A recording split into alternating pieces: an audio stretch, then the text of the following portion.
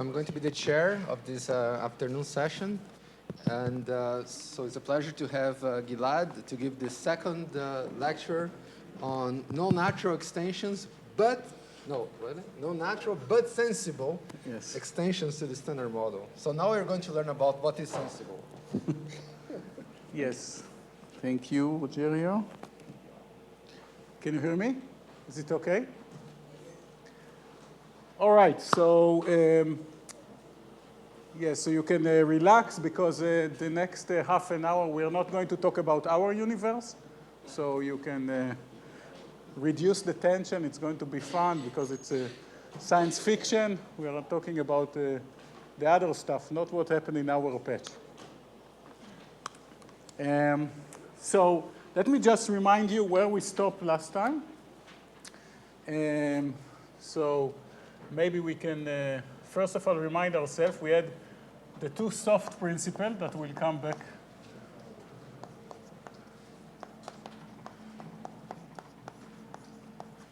Trying to help us how to guide ourselves when we think about beyond the standard model.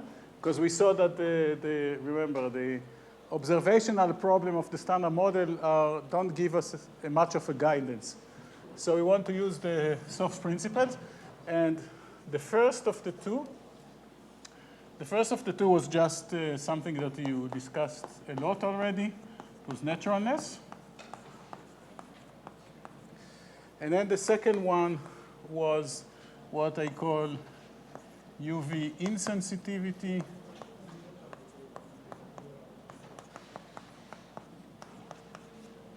To Planck physics.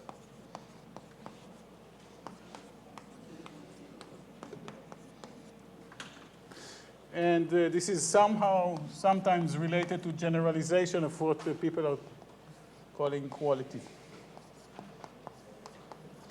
So I'm going to either call it UV insensitivity to Planck physics or quality of your theory. But for now, we are focusing on the naturalness. And we have like two possibilities, right? One is the conventional.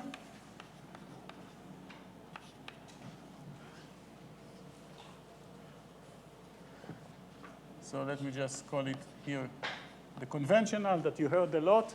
And typically, there are many options here, but you can summarize it with just saying that it requires TV in new physics. But this was when we discussed the Higgs. Okay? At the end of the lecture, we introduced another problem, another naturalness problem. And that was related to the cosmological constant. And actually here, there's no conventional solution to the cosmological constant. And we saw that basically we can write it as 10 to the minus 120 in units of m Planck to the fourth. So that seems like a really, really small number and requires sub-EV new physics couples to everything if you want to follow this approach. So that looks like we stumbled on a very serious obstacle. And the community is thinking about this for many years. There are all kinds of crazy solutions. We heard a little bit about this in the student talks yesterday. I don't want to go into that discussion, but we actually wanted to highlight one very interesting perspective on that. And this is the Weinberg Antropic solution. So let me not stuck here.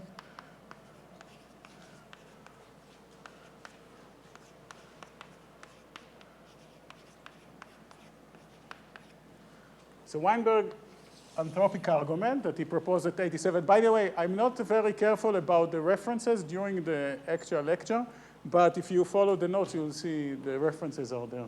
So I try to give you here and the references you can open and look at this later, okay? Because some of the topics that I'm going to describe require a little bit of digestion beyond just following some specific calculation. Okay, so Weinberg Antropic Argument. We said basically that in order to create a rich universe, complexity or observers requires very long, very big universe. So the L universe needs to be big. And T universe, the age of the universe needs to be long. And I'm talking about all this in units of 1 over m Planck. So either the Planck length or the Planck time. On the other hand, we saw that the cosmological constant gives us a time scale. And it was obvious when we converted the units that the typical time scale required for the universe to create richness, to create a complexity, was of the order of,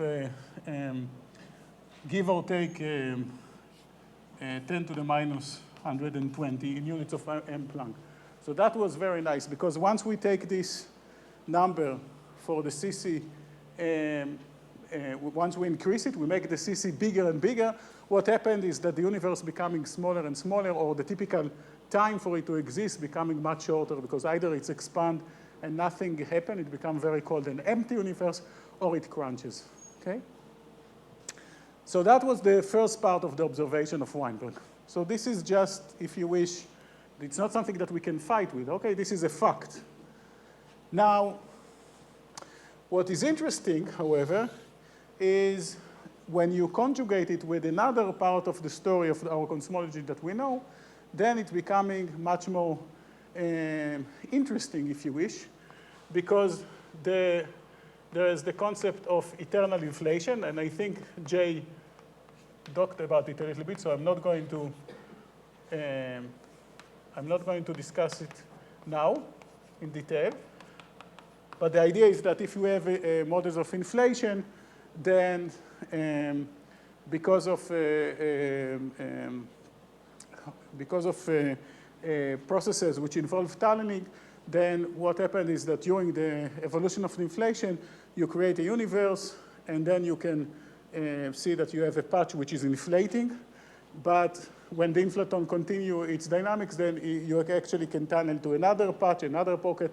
And what happened is that you are in a, if you wish, internal dynamic situation where all the time the universe is inflating. And at the end of the day, you can think about it as a fractal where you have different regions of space-time, and all of them are inflating, okay? And as you know, when you are looking at the inflating universe, again, you have a typical scale. This is the, if you wish, the horizon. You can calculate the maximal distance that a light ray can cover, and you see that it's finite. It's, if you wish, the inverse of black hole. It's if we are inside the black hole, and we have a finite patch which is accessible, and the typical size of it is exactly given by the cosmological constant in each of these patches, okay? So what happened is that in each of these patches, you have a different cosmological constant. It's not our cosmological constant. It's related to the dynamics of the inflaton. Typically, if you look at the inflaton models, they look like that. So let's suppose that we have a scalar, which is the inflaton, phi, and we have some potential. I'm assuming that Jay talked about this. I wouldn't be able to cover everything, but typically, in order to have inflation, you need some potential which is fairly flat. And actually, the height of this potential in simple models is basically just can be related to the vacuum energy or the typical constant in that specific patch, okay? Was a question? Yeah. So, to understand it right, you mean here like different parts of the universe with different cosmological constant or different universes? So far I didn't say that there's a different cosmological constant, but what I said is that each of these patches has its, let's say, its own vacuum energy, and this is related to expansion as we saw now, if it's dominated by that. And because there is a maximal size, there's horizon for each of these expanding patches, then observers here can never penetrate observer there, because it's outside, if you wish, the horizon. Now, indeed, I'm going to say now that what is interesting is that if you have a very rich vacuum structure, if you have a very rich potential for phi, or if you have various field, it could be a situation that you don't have exactly the same cosmological constant in each of these. And I'm going to show you later the equation that describes this. But the point is that this process never ends. This is why they call it eternal inflation. So during the inflation, you're creating more and more patches like this. Each of them has its own horizon. And basically, you can think about this as some fractal. So there's some analysis which is related to understanding how these are formed. And the end result is that you can see a situation where you have basically infinite number of patches which are causally disconnected, so they don't, observers here and here don't talk to each other, and each of them can be considered, therefore, as a universe. And how many of them? Because it's eternal, in principle, it's infinite. Now, already I want to warn you, because there's no synchronous, because of causality, there's no synchronous gauge that can allow us to think about all of them at the same time. Okay, so this here we are deviating from science fiction, where you can think about all of them together. And there's no notion of a time which allows us to think about all of these universes in one kind of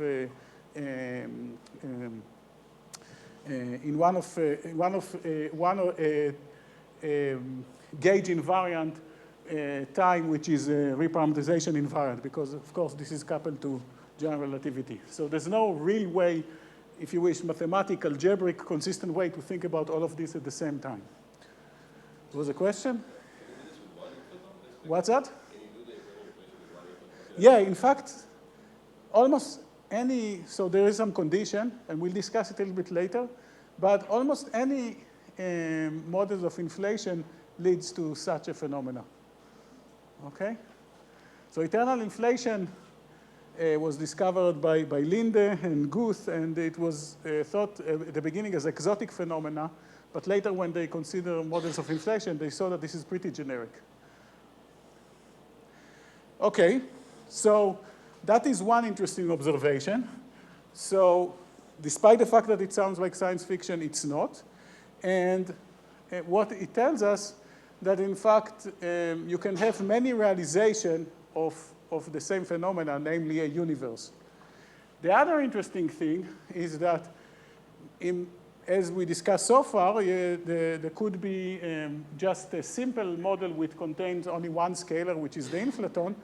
But in principle, this sector could couple to a very complicated theory. Okay?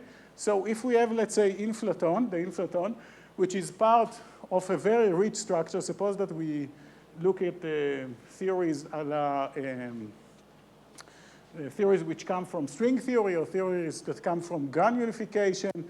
Those theories tend to have very complicated structure. Okay? So if I look at the Lagrangian of those theory, I have maybe the Lagrangian which is related to the inflaton, which could be even one scalar or maybe few. But then there's another huge sector which contains many, many degrees of freedom, phi I. Okay? Now this is driven from string theory, but in fact later when we look at the relaxon, we might see that it's not a problem even in the context of QFT to create a situation where you have many degrees of freedom on a part of our Lagrangian. Or other way to say, there are many, the potential actually, maybe the potential of the inflaton is simple, but the potential which describe other degrees of freedom or scaling the theory is very, very complicated.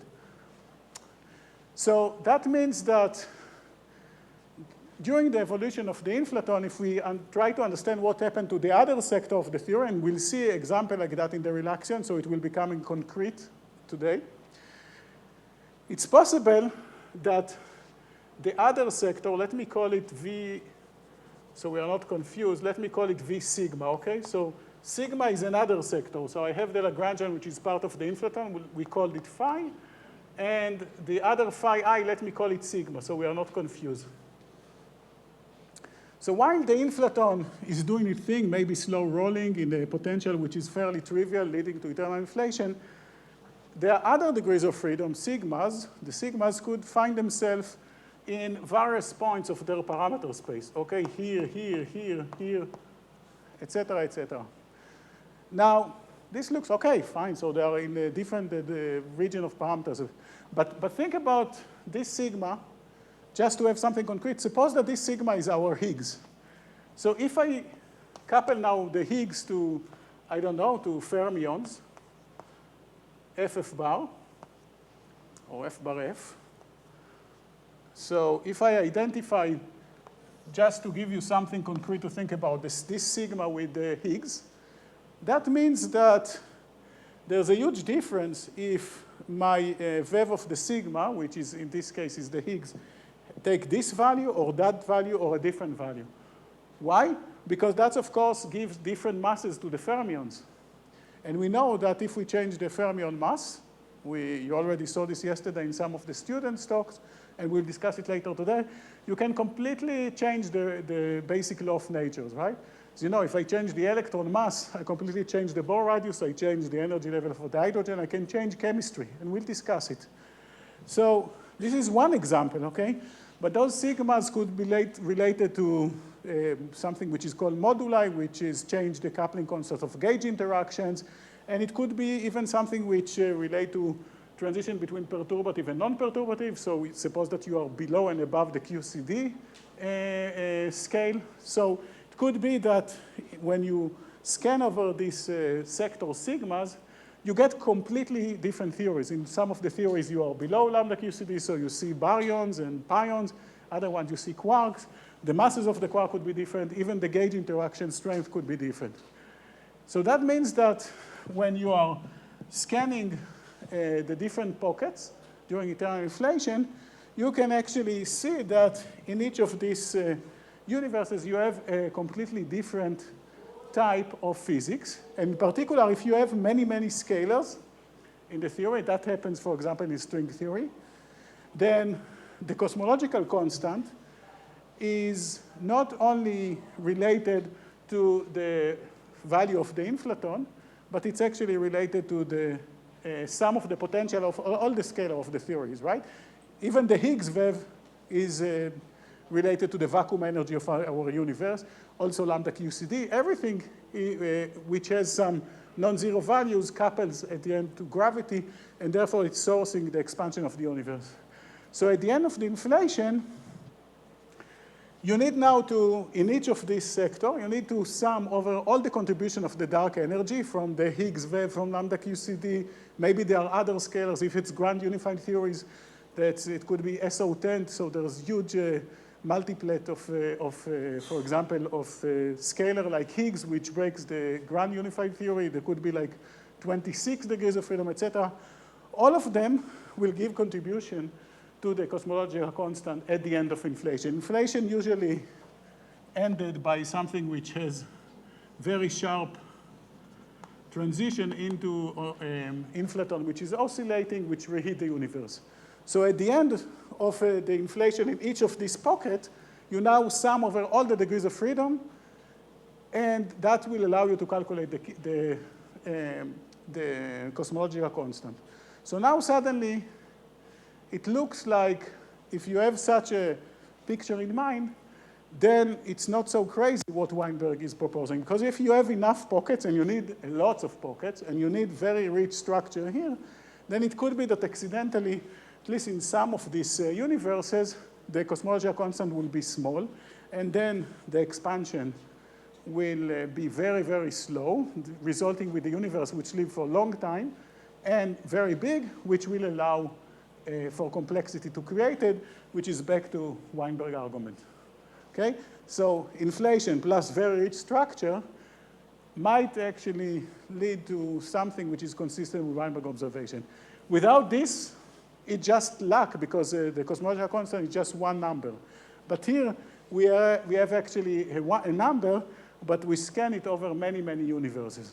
And this is why it makes sense. Whether it's a solution or not, this is in the eyes of the beholders. There are a million of arguments about that, but at least this is the reasoning. This is the argument that led to Weinberg. Okay, so remember, you need three parts. One is the entropic observation, that without small cc, we could not be here. Then you have eternal inflation that create many, many universes, and then complicated structure that allow to scan over the parameters such that the cosmological constant is not the same in each of these. Still, in majority of these pocket universes, the cosmological constant is probably very big, so that means that only few of these will support life, but that's something that is very tricky to calculate. But this is the story a la Weinberg, okay? So hopefully we understood this. I told you you can sleep on this and think about it, because that's completely different than other type of approaches. But now what I want to do, yeah, just a second. Yes? This argument does not distinguish between small and positive and small and negative. That's true, that's true. So there's Entropic Range, which is more or less symmetric. There's a little bit asymmetry, but somewhere between 10 to the minus 120 to plus 10 to the plus 100 and minus 120. So the entropic range is actually that lambda should be smaller than roughly this. There's a little bit of asymmetry because it affects structure formation and all that, but it's not a big deal. So for the level of the discussion here, it's symmetric indeed. And also, when you think about this as just sum of waves, who cares if it's negative or positive? All right, good. So now, once you heard this, probably, if you think about it a little bit, you would say, okay, wow, so this is a nice observation by Weinberg. And by the way, let me say it in parentheses that people who are doing biology or even astrophysics very often are using arguments like that. For them, it's very natural. For the idea of particle physics, because we always want to try to understand the microscopic nature, that was really shocking, I think. It really came as a big paradigm shift to the whole community of particle physics. But after you digest it, then maybe we are tempted to think, okay, let's try to apply this to the other box. So we address this question. That's the elephant in the room, right? That's the toughest problem in theoretical physics, I told you. So maybe we can solve it in the same way with the Higgs. Okay, so let's try to see what about the possibility of repeating exactly the same argument and doing entropic explanation for the Higgs wave. So now,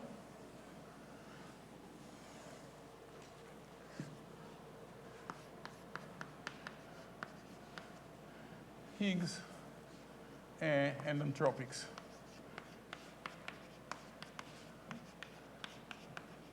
So this was done by, this was proposed actually by Donahue, Sekal, Barr, and let me see if I'm missing someone. And what they say is the following thing. So let me see. Agarwal, yes. Agarwal, Barr, Donahue, and Sekal. What they said is the following thing. Let's try to think in the same, following the same trail as Weinberg. He said, okay, if I increase the cosmological constant to a value which is bigger than some critical value, there's no complexity, no structure will be created, so it will result in a universe with inability to create observers, okay? Now let's try to do it with the Higgs wave. We'll try to increase the Higgs wave and see what happens. So the easiest way to see, indeed, that something bad happens is to remember that basic thing that we are all required to get a structure, at least in our universe, is to have stable baryons. And to have chemistry, we need a variety of elements, okay? So the basic thing that allows us to do this is because there's a mass splitting between the neutron and the proton. And if you do some analysis related to chiral perturbation theory, you find that MD, that the difference of mass between the neutron and the proton, as you know, neutron and proton are SU2 doublet of the SU2 of the chiral Lagrangian. And the splitting between these two is coming from two reasons. One is because the proton is charged, so there's electromagnetic difference in the masses, which tends to raise the mass of the proton, and also because there's a little bit of breaking in terms of the chiral symmetry, because the mass of the down is almost twice or roughly twice as big as the mass of the up. So therefore, we can write the following formula. So md minus mu minus 1.7 MeV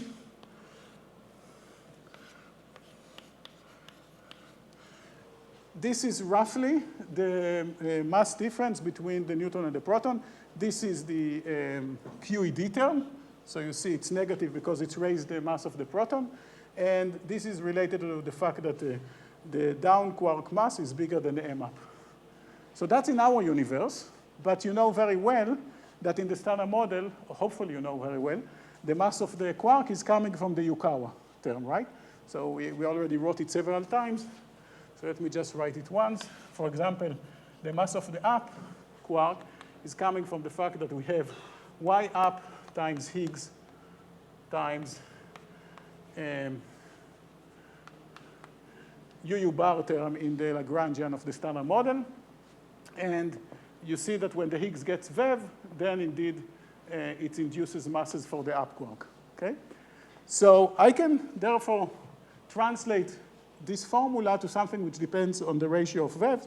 So it goes like 3 times V over V naught minus 1.7 MeV.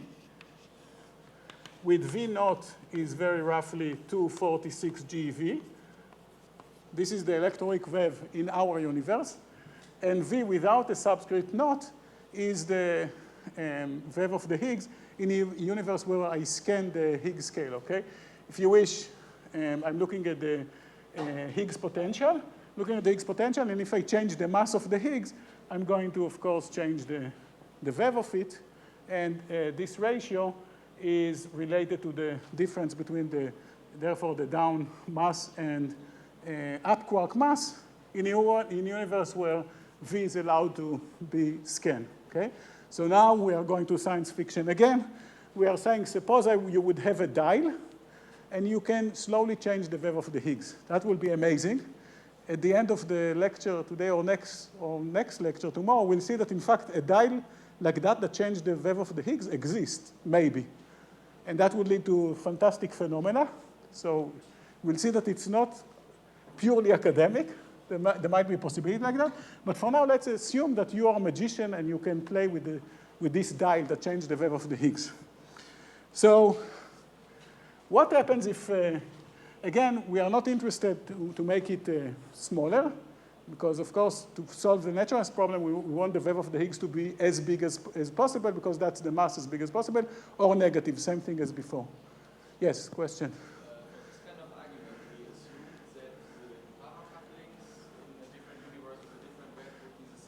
Yes, very good. I will touch on that later. Very good, yes. Remember that comment. But for now, yes, we fix them, we freeze them. So let me ask you, just to see if you're having fun so far, what happens now when I'm increasing the VEV of the Higgs? What will happen? Is it okay? Is it problematic? You change the? Yeah, that's true. So we are scanning over the mass, so the mass becoming more and more negative. That means the VEV of the Higgs increases. But what happened to such a universe? I mean,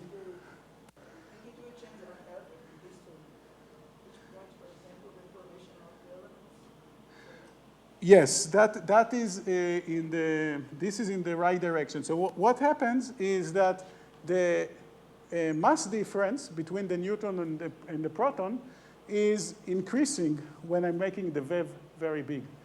In particular, so you know, there's something which is called neutron decay, right? Beta decay. It's exactly the fact that this mass difference is bigger than roughly twice ME, or ME plus the neutrino kinetic energy, and this is why the neutron actually decays. But this is not enough, because as you know, if we go to deuterium or even heavier elements, they are full of neutrons, right? So inside the element, because of the binding energy, the neutron does not decay. So I'll give you one example. We don't need to do the whole nuclear physics, but let's think about the deuterium. Okay, the deuterium, which is usually also denoted by D, so don't be confused by the D quark. I think I call it also D, but with the bold face. But for now, you know what? I'll try to make it capital D.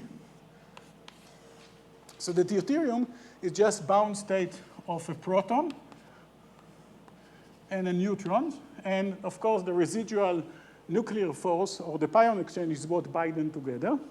And we can also calculate the binding energy of the deuterium.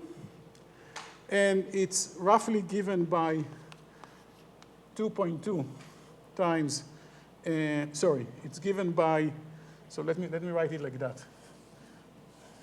So the binding energy of the deuterium, so let's call it BD, binding of the capital D of the deuterium, is roughly given by 2.2 minus 6 delta V over V in units of MeV. Now, actually, two bad things are happening at the same time when I increase the VEV of the Higgs, which makes it even more fun. One is we make the neutrons less stable. So inside the deuterium, it wants more to decay because this difference increases. But the other thing is that, remember, the thing which binds the proton and neutron is basically pion exchange. And as you, I think that you still didn't hear about this in this school, but I think that Rafael is going to derive this. In chiral perturbation theory, you can actually prove that the mass of the pion is proportional to m up plus md times f pi. So if I'm increasing the VEV of the Higgs, I'm increasing the quark masses again, which makes the pion here, which bind them, heavier, and that results in a weaker binding energy. Okay? So both of these things together are actually summarized in this formula. And delta V is just V minus V naught. Maybe I should write it. So now, whenever the binding energy is becoming smaller than this difference, then the neutron would not bind. And this happens very roughly when V over V naught is just a bit less than 1.5, 1.3, never mind. But you see very quickly when you use your dial to increase the VEV of the Higgs by 50%, already the deuterium is becoming unstable.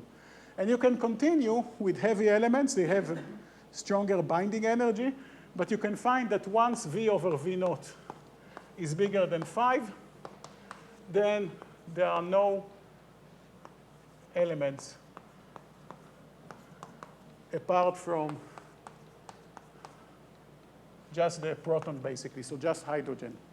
And that's not enough to create complexity. Okay, no chemistry, we lost everything. We lost the different elements, and we just have maybe hydrogen too. That's the only molecule that exists.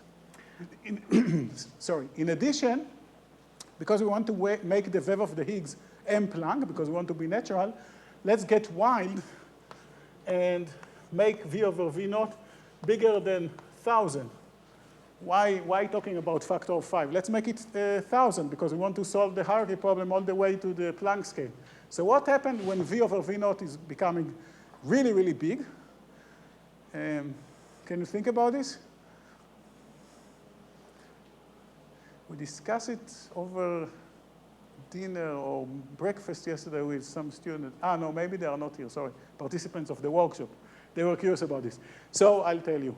What happens, now the D quark is so much heavier than the U, then even, you cannot find even the proton as the lightest baryon anymore, because the proton is made of U, and D. So now there's another baryon, which is becoming lighter than the proton, and it's called delta plus plus. And delta plus plus is made out of 3 up quark. Okay, this is still gauge invariant combination, no problem. And its mass is bigger than the mass of the, so M delta plus plus is actually bigger than the mass of the proton, and vice versa. So the delta plus plus becoming the lightest baryon in the theory, so that's the only stable thing. The proton will decay to the delta plus plus.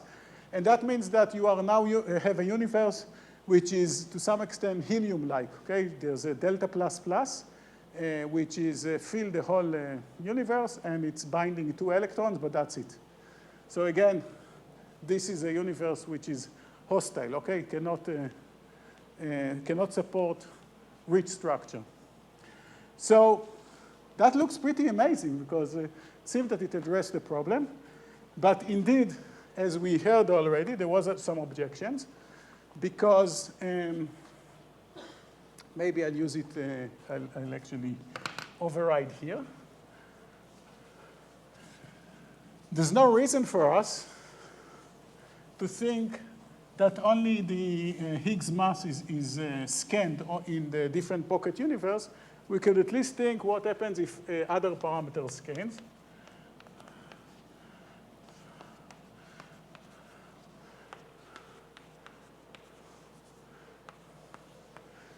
And indeed, together with Ronnie Harnick and Graham Cripps, we, some 20 years ago, I think, we had fun with creating something that we call the wickless universe.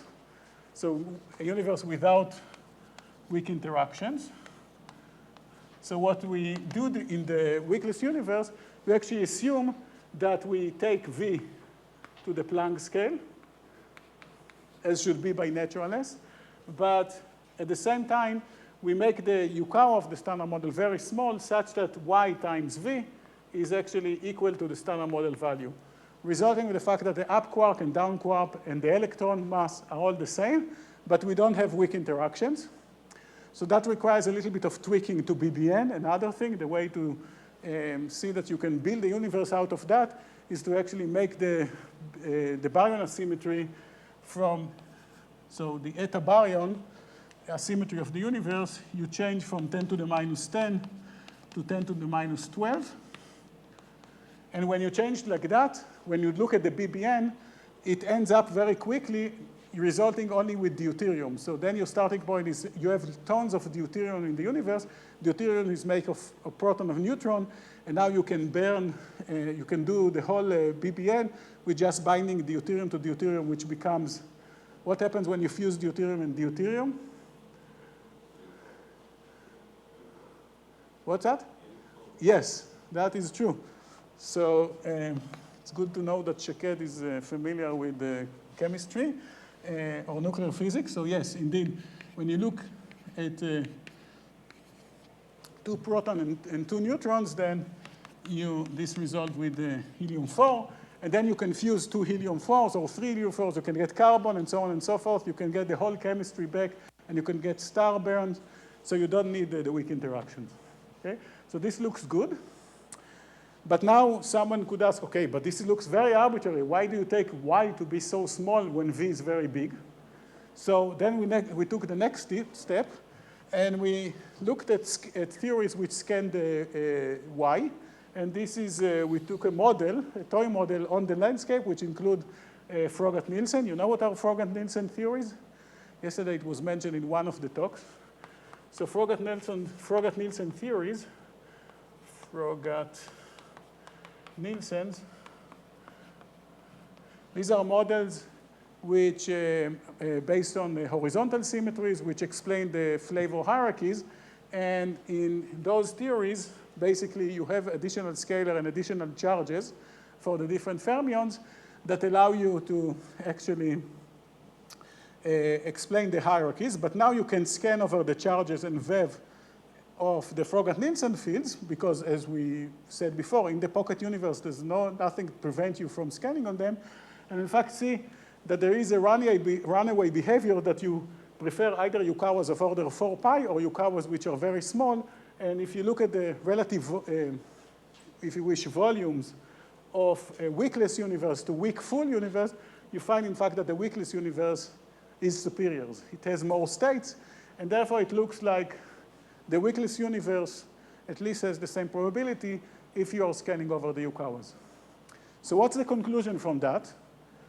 Now let's think about what we arrived. We started with saying, okay, maybe there's a similar argument, Antropic argument for the weak scale, but when we allow everything to scan, we actually realize that no, it's not a problem to create a universe when the weak scale is at the Planck scale, if you also scan the Yukawas, which is one of the problems in this game, because you need to be general, because we don't know what to expect, and therefore, if you change the rule of the games, then you can see that you can still survive with a universe very much like our own. So that means that the Antropic arguments, which replaces the Higgs argument, is not robust. Where for the cosmological constant, people try to do this game, try to change many, many parameters, and while you can increase it from 10 to the minus 120 to 10 to the minus 100 or 10 to the minus 110, this is it. So you cannot get all the way to very large lambda CC. So the conclusion is like that. So let me show this in a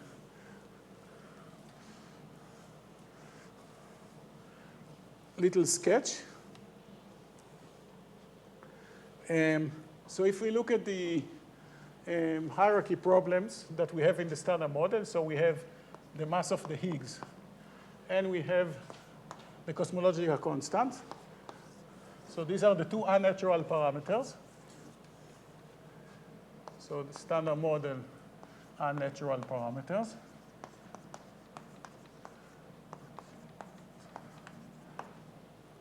What did we learn is that for the cosmological constant, looks like so far, the only option is to use Weinberg. So let me put here W. And because it's entropics, there's prediction for the landscape, the prediction for eternal inflation, but there's no like low energy scale. So let me write here no scale. Where if we try to connect the same logic and to get entropic or a la Weinberg reasoning for the Higgs, then it looks like this is non-robust because I just explained about the weakless universe. So I put here a dashed line, non-robust. And the only good solution that we found so far is what was discussed last week by Chaba, so let me call it conventional. Okay, supersymmetry, technical or composite Higgs, RS. So if we would have stopped here, then it means that I didn't satisfy what I was invited for because we don't see any sensible but unnatural true theories apart from Weinberg. But it does, when you compare these two, it does raise the question whether somehow cosmology, somehow the same concept that was used by Weinberg, that cosmology evolution, can maybe interfere and replace to some extent the role of conventional naturalness. So the question is whether maybe there's another box here.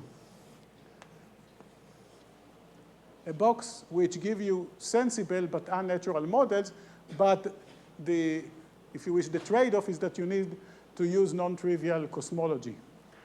So that's what we really want to discuss, okay? I still want to tell you, despite the fact that now all of you are working on axions and this school has 5 lectures on axions and everybody is now writing paper about axion or axion-like or real axion, crazy stuff. Still, when you consider the state of the art, what we have, this box is much more appealing, okay? It's just that it's very hard to make a progress here because people work on this for, I don't know, 40 years. But the idea to have a TV new physics that solves the hierarchy problem, and it can also address the other problem, dark matter and so on, this idea is very appealing still. The only problem is that A, it's very hard to make a progress, but maybe your generation will do it, will find a breakthrough. And the other issue is that this is the energy frontier, right? You need TeV new physics. So if you change the mass scale of this new physics, as we said, from 2 TeV to 3 TeV, then forget about high Lumi LHC, and you need to wait for 30 years, or you need to be very smart. So it's very challenging, and a small change to the scale here will make it almost invisible, at least with the current tools. Where here, I will argue in the third lecture, this makes contact with new type of technology where there's explosion now in developments. So maybe it's still worth to think about that possibility. OK, good. So now, before we actually, let me see, because at some point I need to discuss the quality argument, but I think that, let me see if I'm pushing more on this. I forgot to say something important. Despite the criticism that I had about this error, the trying to use entropic reasoning for the Higgs scale, I want still to point you for something which is interesting. We don't know whether it's important or not, but you should be aware of that. And that's the criticality of the Standard Model. If you look at the top Higgs phase diagram, let's see. I think he told me if I use the guess, it should work.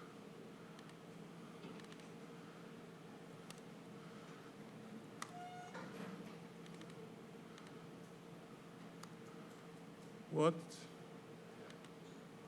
OK. So I wanted just to point to for you to pay attention for this. I don't know whether it's important or not, but we'll see that it will play some role. What do we see here? What we see here is it's the same plot on the left and on the right. We see the top mass in GeV as a function of the Higgs mass. And let's see if you can see. Yeah, very good. And the Standard Model is here. OK, this is the Standard Model inside this box. So, Higgs mass of 125 GeV and the top mass of around 170 something. But you see that there's very little sleeve where we live, where the universe is metastable. That's totally fine. I don't care if the universe need not be stable. Even this table here is not stable. Okay, it's a metastable configuration, and we are totally fine with the metastability.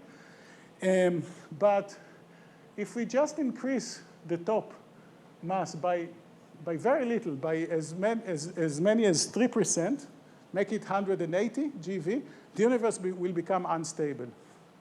So it means that somehow, from all the possible values of the top Yukawa and the Higgs mass, we are on the verge of a crisis.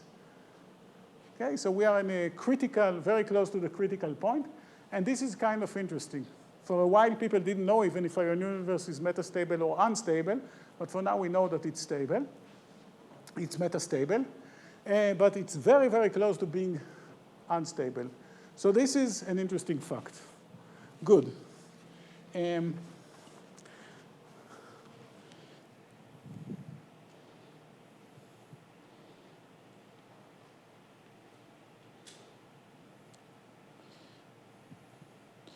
Right. So the last thing that I didn't discuss is the strong CP problem. And again, I have a feeling that people are saying confusing thing about it. So it's I want to take advantage just to give you my way about it. So this is the summary of the whole chapter. Okay, so you see that we have the problem, observational problem. These are related to technically natural parameters, and it's very easy to solve them. It's not hard to write a dark matter model or model of neutrino masses and dark matter. And these are the hard problem, cosmological constant, the Higgs mass. And then there's the strong CP problem, which is a very mild problem. Maybe it's not even a problem. Okay? So when you are investing all your career about the QCD axion, just remember what I told you now. And in order to make you believe in what I'm saying, then I want you to think about this following homework. Okay? So you can also, it's in the, again, I think it's posted on the web page of the school. So first of all, we learn about technical naturalness, a la Tuft. So I want to ask you to think whether the theta term is technically natural. That's my first question to you. Second, assuming that the cutoff of the theory is the Planck scale, try to estimate what is the contribution to the theta term from UV physics with the cutoff of Planck, M Planck. So that's the second task that you have. And the third task is the following.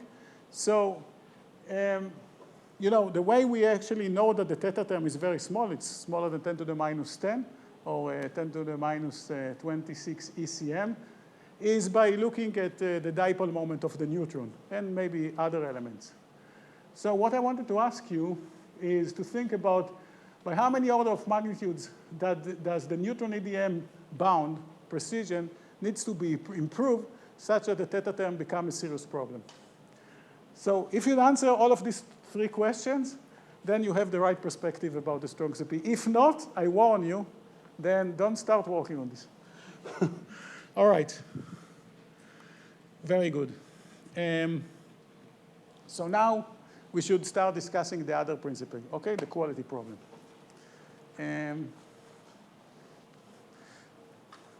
So enough with naturalness for a little bit. Let's just talk about quality.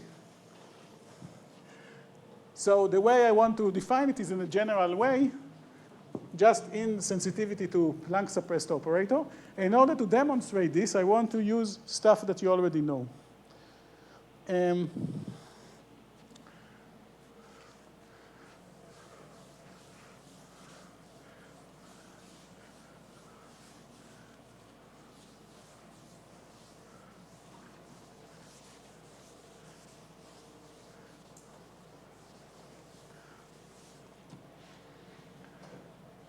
So example, so, not example, so discussing the second Soph's principle.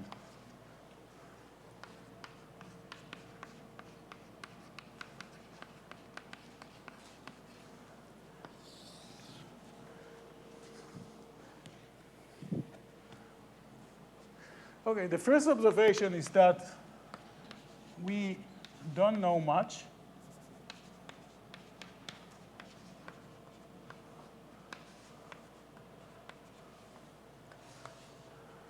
about the dynamics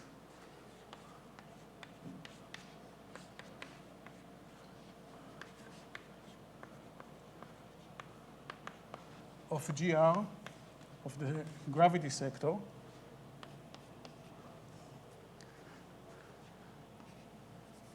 at scales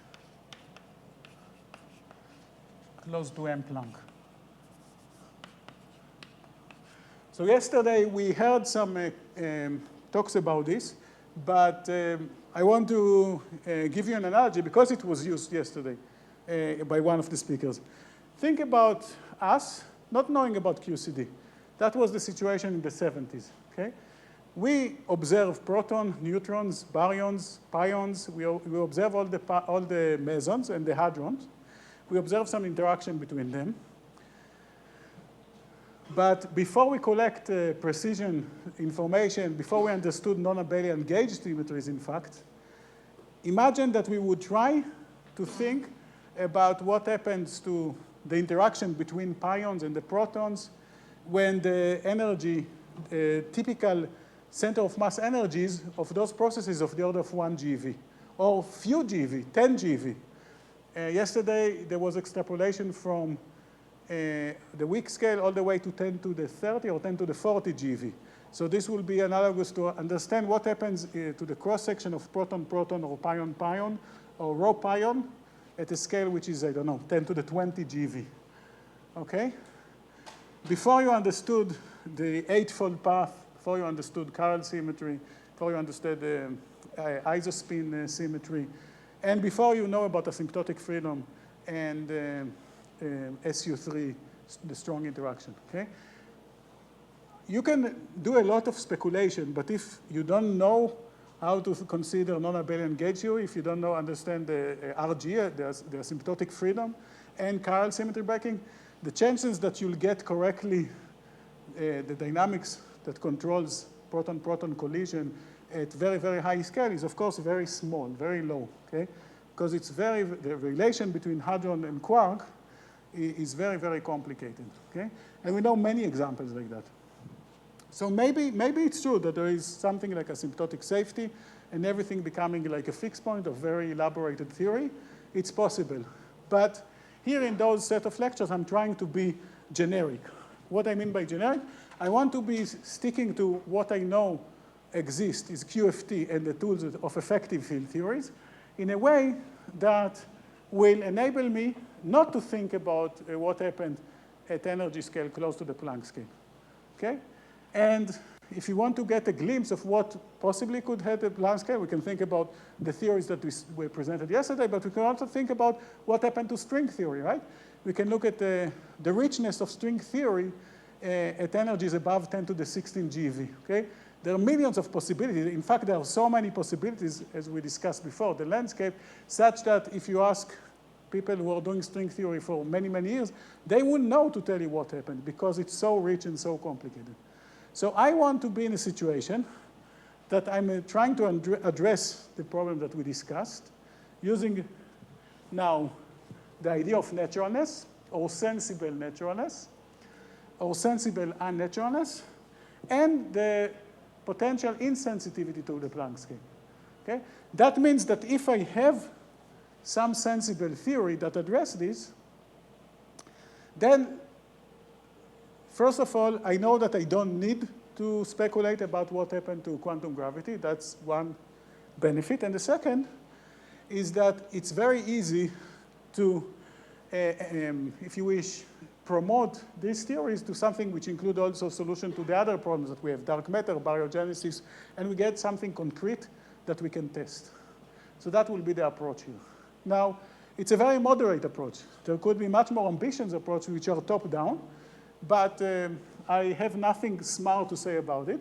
So I will take this very naive, if you wish, agnostic approach that try not to think about this because of that, because of the insensitivity. So it implies that we are really going to stick to QFT plus EFT, but we would allow to get a wild when we discuss cosmology. And this will make it very different from the conventional approach to the naturalness problem. So let me now give you two examples. I could have given this as a homework, but I thought it's too easy. I would like now to use this second principle to say something interesting about two objects, neutrino mass and quark mass structure. Neutrino masses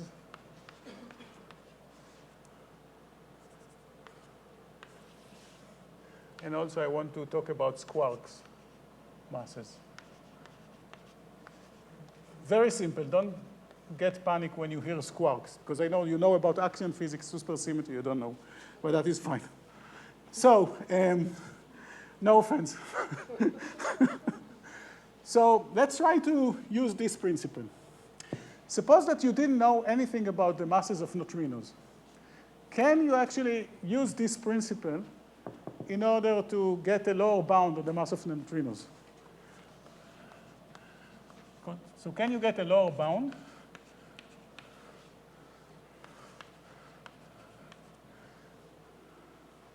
So I started at what? At You still have half an hour. half an hour, okay. So I want to get a lower bound on M neutrino, such that I'm not sensitive to that. What would it be?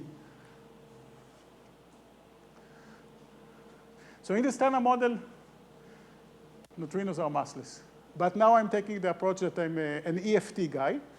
It means that I'm allowing to add to the standard model higher dimensional operators. And I want to compare this to something which is insensitive to the Planck mass. So what would be the lower bound such that I'm still insensitive to that contribution? OK, it's too abstract, or maybe it's not clear. So let me help you. You're all familiar with the Weinberg operator for neutrino masses, right? If I'm just thinking about extending the standard model, adding high dimensional operators, then I can write the the following dimension 5 operator that will give rise to neutrino mass. Now, let me put here the absolute smallest neutrino mass that I can think of, and by setting actually the scale here to m Planck. When the mass of the neutrino is smaller than this value, I know that I'm already sensitive to Planck physics. Okay? So what value is this? So v squared over m Planck, right? That's the mass of the neutrino. So this is 10 to the 4 GeV divided by 10 to the, let's say, 10 to the 18 GeV, which is roughly 10 to the minus 14 GeV, which is 10 to the minus 5 electron volt. Good or not good? Interesting or not interesting? What do you think, based on what I argued? I guess it was very abstract for you, but it's good. I mean, you need to digest it. It's important, again. So what does it mean that I got? Maybe you don't know the mass of, you know what is the typical mass of the heaviest neutrino? No? So delta m squared atmospheric is of the order of 10 to the minus 3 EV squared. Maybe that's what you remember, but we want to take a square root of that because that's the typical mass scale, which is somewhere between 10 to the minus 1 to 10 to the minus 2 EV. And you see that this is, in fact, much, much heavier than M neutrino Planck. Okay? Which is good. It's good because it means that there's dynamics that associated with neutrino masses which is insensitive to the Planck scale, as we wanted to achieve. If we would be in a universe that one of the neutrino masses is much smaller than 10 to the minus 5 EV, we would have to do some thinking, which is interesting. Okay?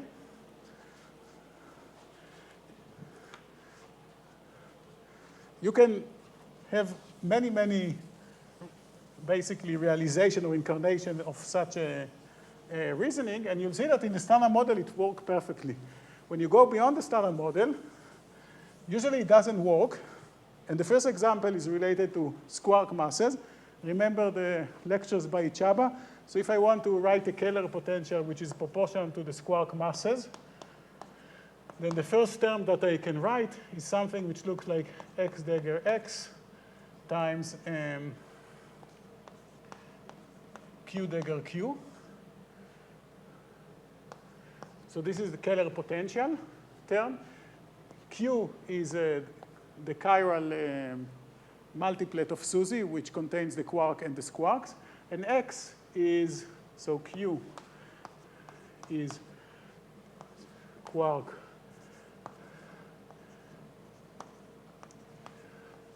chiral field, chiral multiplet.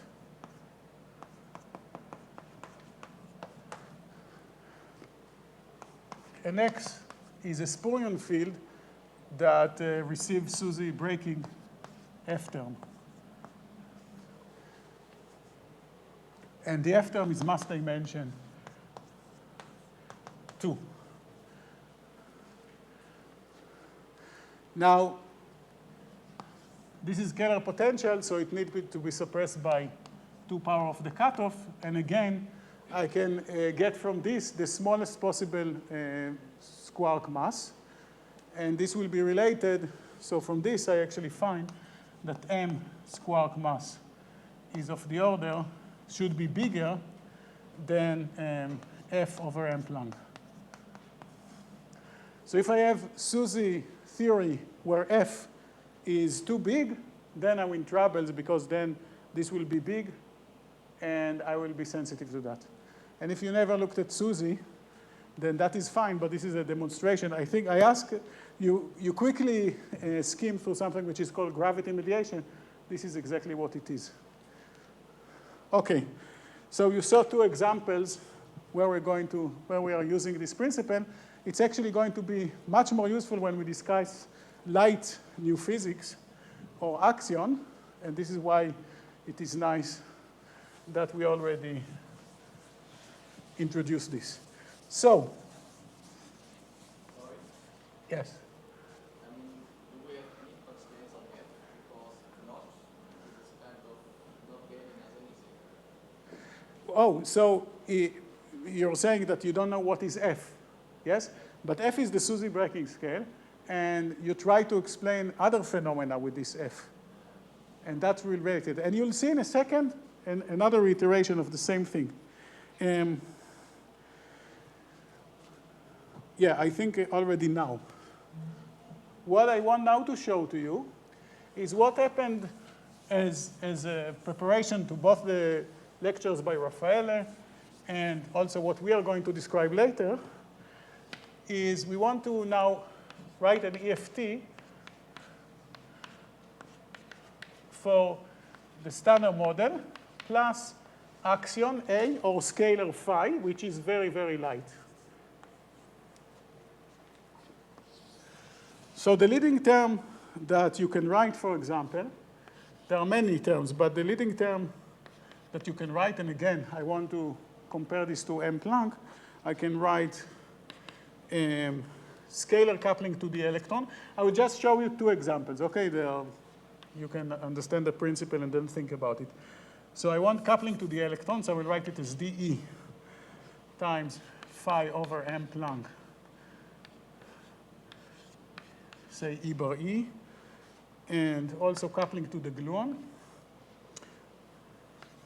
which I will write in a RG covariant way, but never mind, this is just convention. So I will write it as phi divided by 2G M Planck times the beta function of QCD times GG. And the beta function just equal to minus 11 over 11 over 3, 2/3 NF times G squared over 16 pi squared. Okay, so far I just wrote a linear coupling between the scalar and the electron, and I write it in a way which is has a useful parameterization. I see I forgot here. So this should be dMe times ME. And also coupling between scalar and the field strength of QCD, so G mu nu, G mu nu. And I want also to add axion coupling, A over F, ME, E bar gamma 5E. And lastly, again, depend on some convention, A over 32 pi squared, F GG dual. All right? So I'm writing now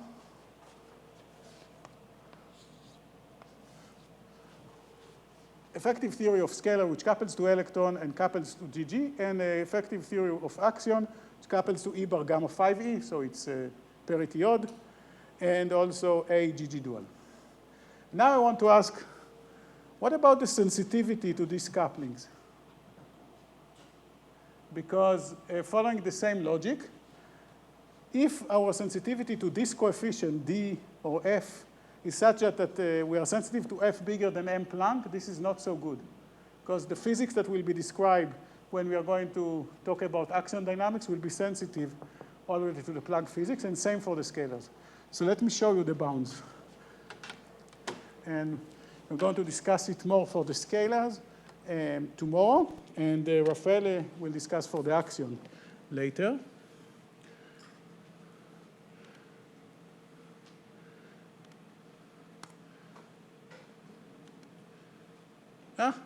What happened now?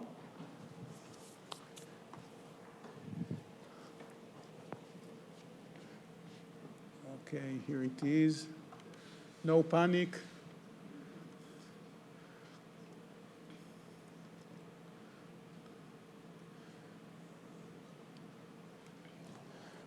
Okay, so what you see here is the bound on this DME.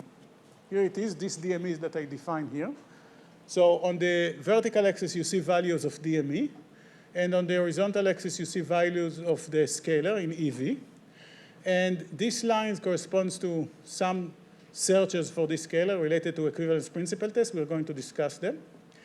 And our principle is saying that when we discuss scalar dynamics, we don't want to be sensitive to M-Planck physics, so the bounds better be much weaker than DME equal 1.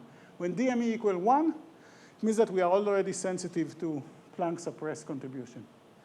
And when you look at this plot, you find that, in fact, all of this region, for scalar with masses roughly less than 10 to the minus 9 or 10 to the minus 6, is already constrained to the level that we be sensitive to dynamics of phi, which involve physics well above the Planck scale, okay? In fact, you see that in big range, it's 10 to the minus 3. So it's sensitive to force or interactions of phi, which are 10 to the 3 times M Planck. This is how much equivalence principle searches of phi couplings to electrons are sensitive. It's much, much more sensitive than the gravity interaction, which is characterized by 1 over M Planck. This is sensitive to 1,000 times M Planck. And now I want to show you what's the situation with the gluon. So this is the same DG that I defined here with the same convention. You see here the situation is even more interesting. All of this region is actually constrained to the level of 10 to the 5 times M Planck. So if we have a new interaction which is weaker by gravity by 5 orders of magnitudes, we would already see it in these searches. This is how much they are sensitive, which is, I think, a little bit depressing, no? Because now it means that you need some very non-trivial physics to be related to this phi, which I'm going to describe to you. Otherwise, it's already excluded. So this is a kind of interesting. This, I think, the measurement here, EP, the green line, is probably the most precise measurement done by humans, not including astrophysics, because it's more model dependent. This is coming from a French mission, which is called Microscope. So that's the situation when we think about the scalars. What about the pseudo scalar? So this is more busy, and here I'm just showing 1 over f. I'm assuming that I have the same strength here and here, so I was just looking at the coupling to the gluons, and ignoring the dashed line, we might discuss them tomorrow, but the current bounds are more or less here, and this, for example, is the bounds from star cooling. So we see that we are sensitive to f of the order of, give or take, 10 to the 10 GeV, or maybe a little bit more, but very far from M Planck. So here the situation seems to be encouraging that when we discuss axion physics, not necessarily we are sensitive to Planck suppressed contribution. Nevertheless, I will tell you that the QCD axion later is suffering from very severe quality problem, but for now, it is what it is. Great. I think that I have here, yes, I have another homework for you to think about. You don't need to try to solve all the problems, but try to solve a little bit, a few of them, okay? On Thursday we have discussion, so we can try to solve some of this. So what's the homework that I have for you related to that? So one homework is still related to neutrino physics. So assuming that you didn't know what is the value of theta 1, 3 in the M and S matrix, that was the situation maybe 4 years ago, can you use the same reasoning to get a lower bound on theta 1, 3? And the other thing that I wanted to ask you, what is this? Just within the standard model, try to think, is there any EFT kind of argument that leads to tension with the idea of a Planck suppressed contribution? Okay, it's what is the quality of the standard model? That's maybe the most important question. Is it of high quality theory or not? And okay, the naturalness I skip because I'm short in time. So the third one we didn't touch.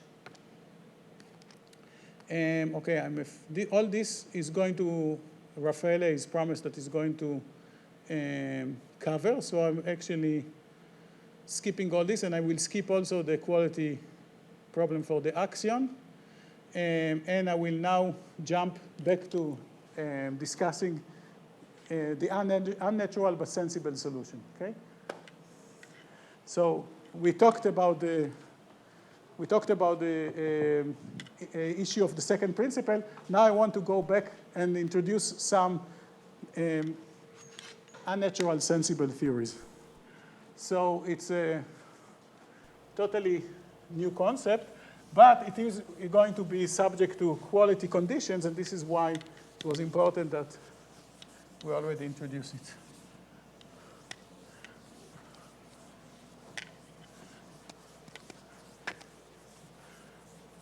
So this was a little bit maybe technical, but now we go back to science fiction, so you can relax.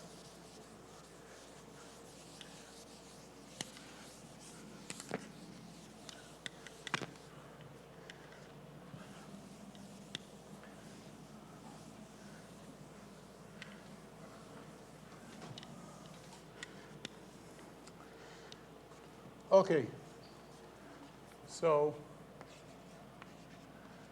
back to cosmological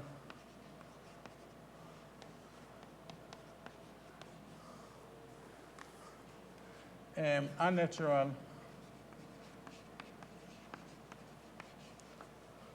explanation for the weak scale.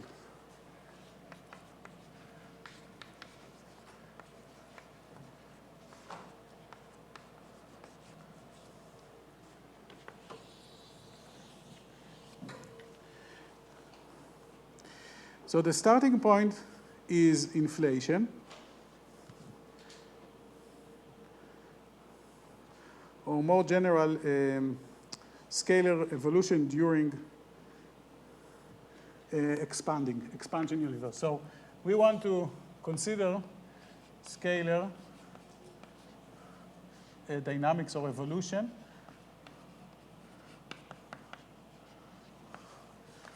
during inflation. In all the theories that we're going to discuss, there's always going to be the situation that we're looking at some potential of a scalar,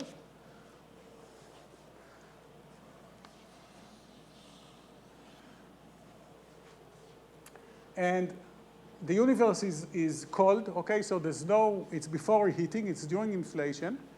And we have some scalar, which is rolling in some potential. Okay, that's always the starting point. That's how you should think about the discussion from now on. Now, for example, in inflation models, what happened? The scalar is, if the scalar is the inflaton canonical inflation model, they're saying that there's a very flat potential. The inflaton is moving here very slowly.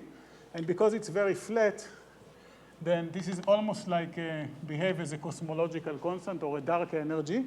So the expansion of the universe is dictated by this. So the universe is inflating. And so lambda is actually V of phi here. And the universe expanding while phi is slow rolling, till eventually, after 60 e-folding, after the universe exponentially increases its size by 60 e-folds, e to the 60, then it's falling and start oscillating and then reheat the universe. Okay?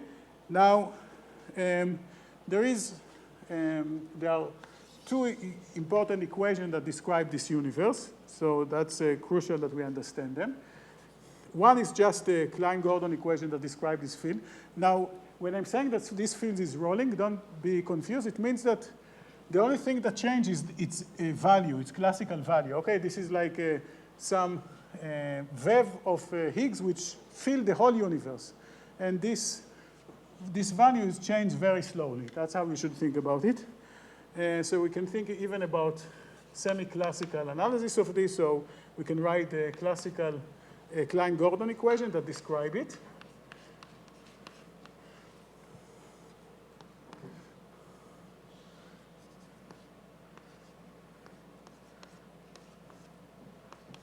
Okay, so this is the equation, phi double dot plus 3h phi dot minus v prime phi is equal to 0.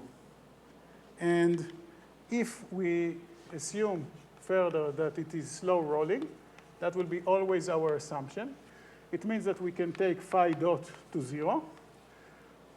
And then the solution is simply that phi dot is just equal to v prime phi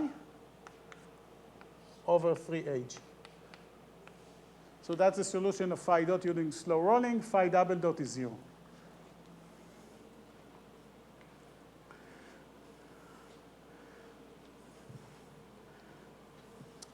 Now, this is, if you wish, very classical. This is not semi-classical, even this is ignoring any quantum physics. But if we want to address, if you wish, the first correction to that picture, we can use the Gibbons-Hawkins symmetry, temperature.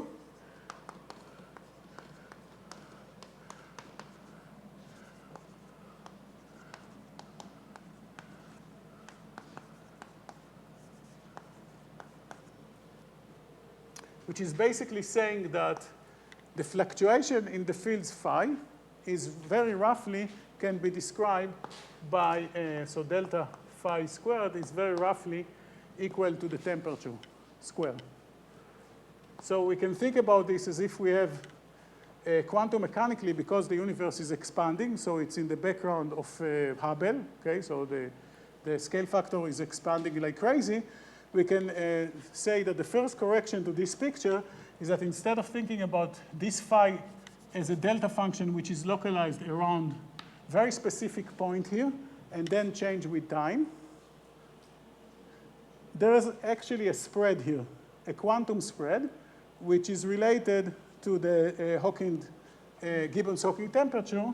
So we can think about a stochastic motion of the field with a temperature squared, which is equal to h squared. So the RMS value of the field, if we actually think about it as the square root of phi squared, at all time has some typical width h. And because this happens for many e-folding, then this is doing, like, if you wish, a random walk, and this becoming broader and broader after we wait for e-folding. So it's not just a dot moving, but it actually has some spread.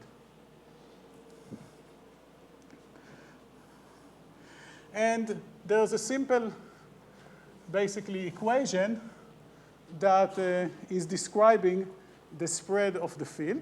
So for that, we need to introduce a probability function, P of phi and t, such that at any given time, integral P d phi is equal to 1. Okay, if you wish, this is telling us what is the probability to find phi in a range phi plus delta phi, because of the fact that it's not a classical object, but it has something which has some broadening. It's very similar, if you wish, to thinking about a wave packet where you have some Gaussian with a width t, which has, first of all, the mean value of it is moving, but also it has some fluctuation which is related to dispersion. So there are two terms that are related to the equation that describe the motion of fields, of the fields phi. First of all, is just the dispersion coming from v prime. And the other one is the stochastic term, which is just related to the Hawkins-Gibbons temperature. And basically, there's you can go to any book about diffusion, and if you have a field which satisfies the equation phi dot equal to some constant times v prime plus a stochastic term, which depends on time, such that ft prime is equal to h cubed times delta t minus t prime, which is exactly what happens from the Hawkins-Gibbons temperature. Then there's a famous equation that describes the dynamics of this probability, which is called Fokker-Planck equation. Maybe I will move it here.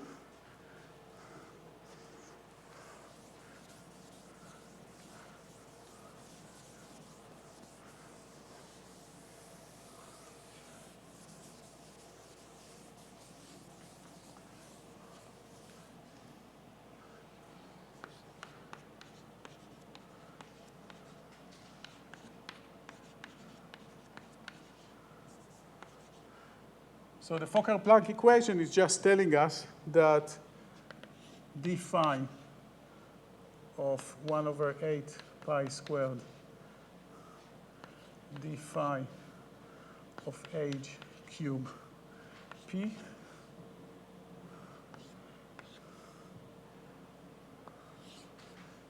plus v prime p over 3h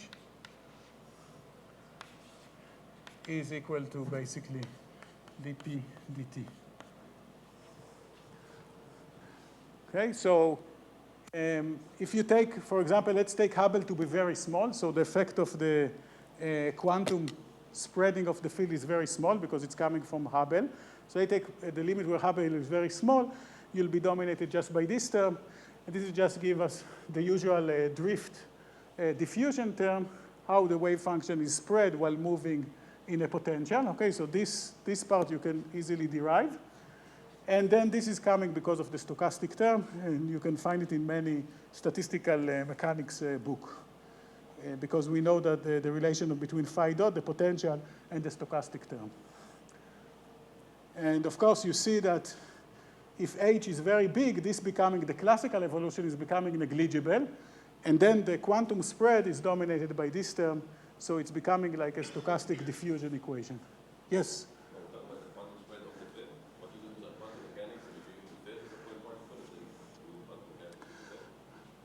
You can think about it, yes. So that's the semi-classical analysis. If you go deeper, you'll find that there's actually, you can think about this as QFT, and you can think about the whole Fock space that describes the phi. But in the semi-classical approximation, yes, we're only interested in the probability to find phi between phi and delta phi, and this is what will give you P. Okay, because if let's say that, if you are very quantum mechanics and this is spread all over, we are losing this picture, so it's not, there's no point to describe this anymore like that.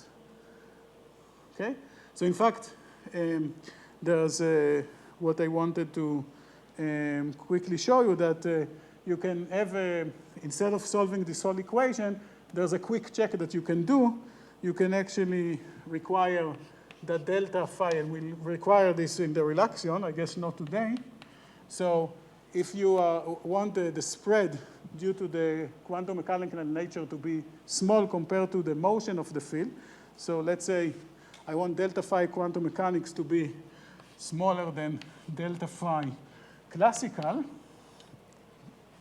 then I can just use the following rough condition. So this is, we said, is of order of h, each e-fold, so I can replace this by h, and I can compare it to how much the field is moving, the classical evolution is changing in 1 Hubble time, which is nothing but phi dot over h. And because we assume that it's slow rolling, that was our assumption, I can replace this phi dot by v prime over 3h, resulting with the condition that v prime, what about the units? 3h squared, sorry. So v prime needs to be bigger than 3h cubed if I want to be dominated by classical evolution.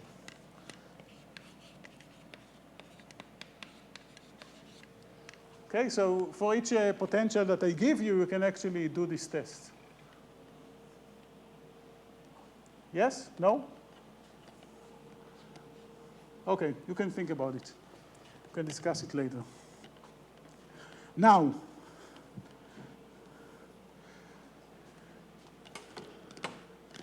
comes subtle business. That's it. That's it. All right, so we'll start with subtle business next time. Let me summarize what we achieved today.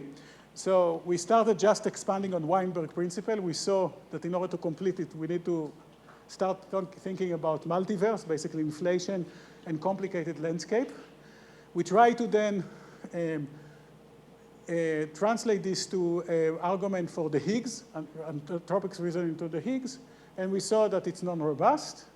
And that led us to think about middle ways, some theories which involve elements of both, so the cosmologically, the cosmology is playing a role in the explanation of the weak scale, but in a way that replaces naturalness somehow. And in order to make progress on that, we introduced the second soft principle. And then we started going back to discussing really what happened to scalar during inflation, because you'll see all the theories that we're going to discuss, in particular relaxion, will consider such a dynamic. Thank you very much.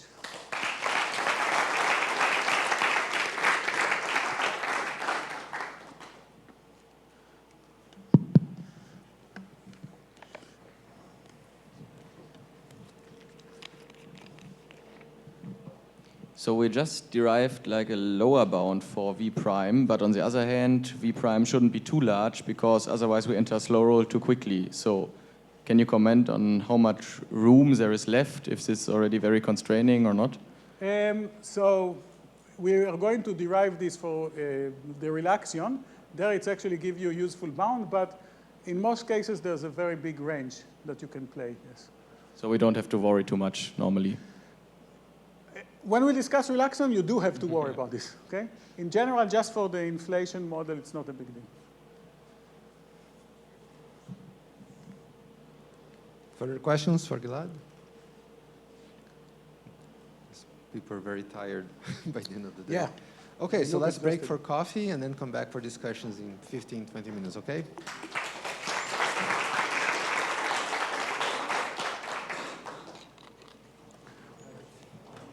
Okay. Good. Right.